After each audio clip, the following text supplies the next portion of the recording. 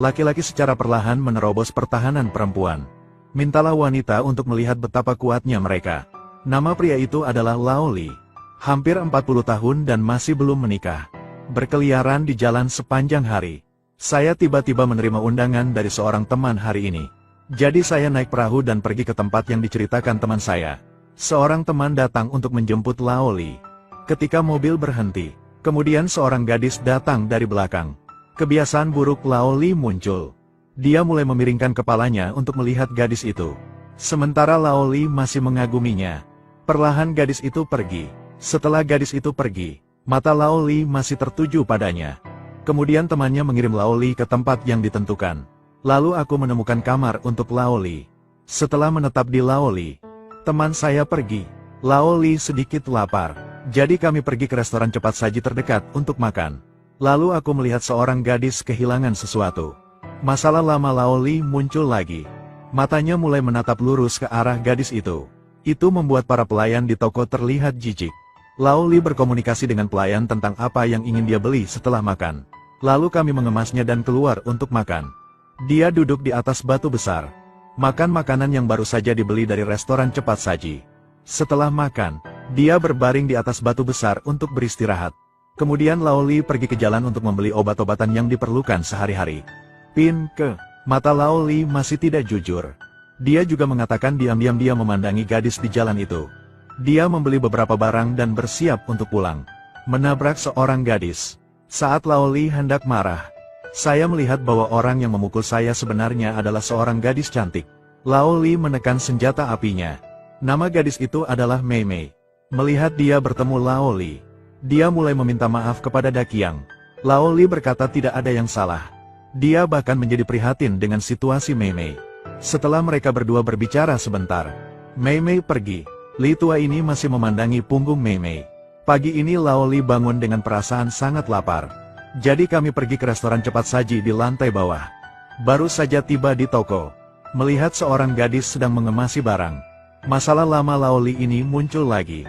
Dia mulai perlahan menatap gadis itu. Lalu gadis itu tiba-tiba mengangkat kepalanya. Hanya untuk mengetahui bahwa itu adalah orang yang dia tabrak kemarin. Untuk meminta maaf, Mei Mei mengundang Lao Li makan set makanan paling mahal di toko mereka. Jadi Lao Li keluar untuk makan. Usai makan, Lao Li terus berbaring di atas batu besar. Mei Mei kebetulan pulang kerja. Saya melihat Lao Li di atas lempengan batu. Jadi dia datang ke Lao Li dan menyapa. Tapi Lao Li punya pemikiran buruk tentang Mei Mei. Saya kebetulan dihentikan oleh bibi saya yang baru saja pulang kerja. Mei Mei tidak diintimidasi sekarang. Pria itu dengan lembut membelai klan giok di depannya. Keterampilan luar biasa langsung membuat para gadis terpesona. Nama pria itu adalah Lao Li. Saya bertemu seorang gadis hari ini. Di hari-hari berikutnya, keduanya secara bertahap berkumpul. Karena saya hampir diintimidasi oleh Lao Li, Mei Mei masih ketakutan dalam perjalanan pulang. Bibi meminta Mei Mei menjauh dari Lao Li. Mei Mei pun mendengarkan perkataan bibinya. Sementara Daqiang kembali ke rumah. Melihat rumah gelap di dalam rumahku, dia merasa sangat kesepian. Ketika saya bangun di pagi hari, dia datang ke restoran cepat saji untuk makan. Ini terjadi setelah Mei Mei bertemu Lao Li. Dia juga mengabaikan Lao Li. Lalu dia masuk ke dalam rumah. Lao Li tidak menunjukkan apapun saat melihatnya. Setelah membeli makanan, dia pergi. Dan dia tidak pulang, tapi di luar restoran cepat saji, menunggu Mei Mei pulang kerja. Setelah menunggu lama, Mei Mei akhirnya muncul. Jadi Lao Li menghalangi jalan Mei Mei. Tanyakan kesalahannya kemarin. Lalu dia berlutut dan meminta maaf kepada Mei Mei. Mei Mei melihat Lao Li begitu tulus dan baik hati. Jadi saya menyetujui permintaan maaf Lao Li. Tapi yang Mei Mei tidak tahu adalah itu. Tapi Lao Li punya ide lain. Temui Mei Mei dan maafkan dirimu sendiri. Jadi aku memberi Mei Mei makan. Tidak dapat menolak. Mei Mei menyetujui Lao Li. Jadi Lao Li membawa Mei Mei bersamanya. Pergi ke tempat makan mie yang harganya murah. Saat makan, Lao Li masih meminta maaf kepada Mei Mei. Mei Mei sangat baik dan memaafkannya. Tapi Lao Li memulai rencananya sendiri. Setelah dia membuat Mei Mei mabuk, dia membawa Mei Mei ke kabinnya. Cahaya bulan yang kooperatif mengulurkan tangan najis ke Mei Mei. Itu saja. Lao Li juga menyelesaikan apa yang ada dalam pikirannya. Bangun keesokan paginya, Mei Mei merasa sangat sedih. Dia sangat menyesal pergi makan bersama Laoli. Untuk menekan banyak hal, Mei Mei hanya bisa berangkat dari rumah Laoli. Tapi Mei Mei kembali ke rumah. Melihat wajah ibu dan ayah angkatnya, sakit macam apa yang ada di hatiku. Dia bertanya mengapa mereka memperlakukannya seperti ini. Dia tidak ingin hidup seperti ini. Lalu dia meninggalkan rumah sambil menangis. Namun tiba-tiba datang ke rumah Laoli. Laoli sedikit ketakutan setelah melihat Mei Mei. Kemudian kedua orang itu keluar untuk berbicara. Inilah yang dikatakan Mei Mei tentang mencarikan pekerjaan untuk Laoli. Biarkan dia berhenti melakukan apapun setiap hari.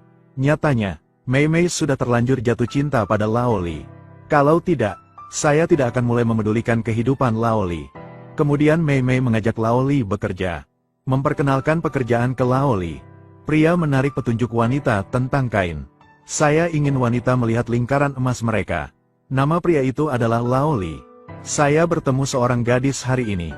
Di hari-hari berikutnya, keduanya secara bertahap berkumpul. Setelah Laoli dan Mei Mei menikah, Mei Mei juga mencarikan pekerjaan untuk Laoli.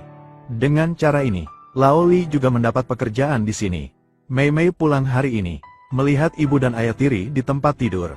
Dia hanya bisa datang ke rumah bibinya. Bibi Lesi juga bekerja. Setelah meninggalkan tempat bibiku, Mei Mei sedang mengendarai sepeda di jalan. Mengapa dia memperlakukan dirinya seperti ini ketika dia datang ke dunia ini? Akhirnya dia datang ke rumah Laoli untuk tinggal. Tapi Laoli juga sedang belajar. Laoli bertemu Mei Mei. Kedatangan itu pun menghibur Mei Mei. Mei Mei memandang pria di depannya.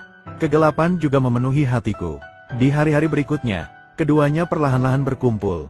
Tapi Mei Mei senang. Ini membuat Laoli ketakutan. Namun Mei Mei ingin melahirkan anak tersebut. Saya melihat Laoli dan tidak setuju. Mei Mei meninggalkan rumah Laoli dengan sedih. Mei Mei sedang mempelajari budaya pendidikan prenatal di rumah hari ini. Ini adalah Lilin Ziyu tua yang datang ke rumah Mei Mei. Memohon pada Mei Mei untuk memaafkan dirinya sendiri. Dan bersedia membesarkan anak bersama Mei Mei. Dengan cara ini, keduanya bisa bersatu dengan lancar. Di hari-hari berikutnya, Laoli tinggal bersama Mei Mei kapanpun dia punya waktu. Lambat laun, perut Mei Mei semakin hari semakin membesar. Pada hari ini, Mei Mei akhirnya lahir. Melahirkan bayi yang sehat. Laoli datang ke rumah sakit setelah mendapat kabar tersebut. Gemetar dan memeluk usaha kecil ini. Dengan cara ini mereka hidup bahagia bersama. Awalnya, Laoli sangat menyukai karya Zhong Yu. Tapi setelah sekian lama, Laoli lambat laun menjadi bosan dengan kehidupan seperti ini. Dan di sini Mei Mei juga punya cowok baru. Dia berdandan sangat indah setiap hari. Tapi kehidupan yang menyedihkan. Hal ini membuat Laoli sangat lelah. Dia merasa hidup seperti ini telah berhasil. Kelelahan fisik dan mental sendiri. Setelah itu, Laoli meninggalkan tempat ini. Menjalani kehidupan mengembara lagi. Video berakhir di sini.